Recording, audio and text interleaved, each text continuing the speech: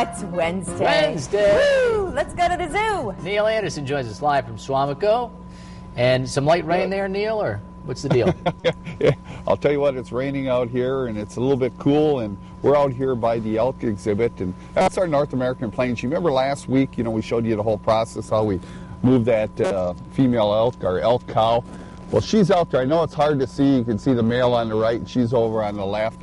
But that whole procedure went real well. We got her down to the barn, and by late afternoon, she had she ended up coming out of the barn and going out onto exhibit. But one of the things that, and we're going to show you a little bit later in the next segment too, is how we're working with a snow leopard and how we're getting them together. But for each animal and each exhibit, it's a whole different introduction process. With the elk, we knew that would probably go very smooth, simply because we had the bull elk, and of course it is during rut right now, so he's going to protect her.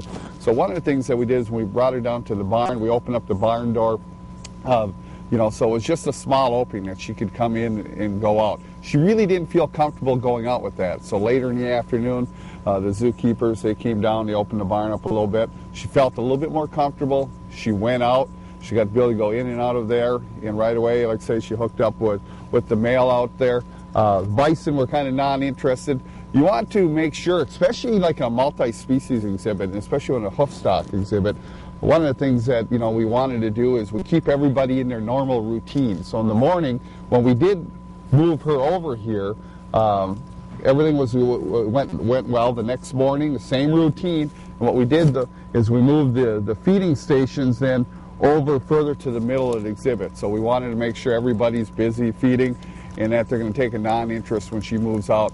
And of course that all worked out well. She's out there, and we're hoping next year that we'll have a little elk calf, because I'll tell you what, the big guy, he's 18 years old right now.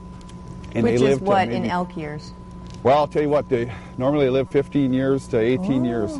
And so we're hoping that he's, and everything seems to be going real well out here, that hopefully we'll have a little calf in the spring. And that was one of the things that we wanted to get this cow in here still during the rutting season, so that hopefully we have, whether we have a little male or a little female, they'll remain at the zoo and then kind of carry on the exhibit here, because we want to recreate kind of the North American plains, where we have elk, and then we have pronghorn, and we have bison all together. Sometimes it takes a while to go ahead and do that.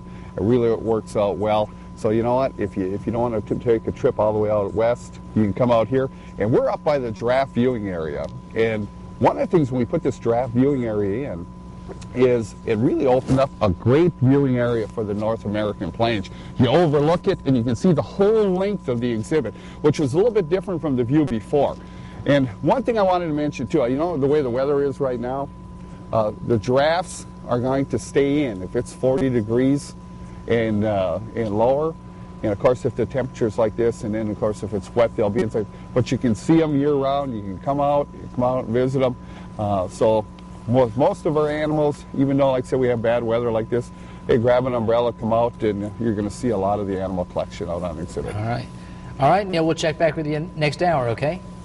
Sounds good. See you. Thanks, Neil.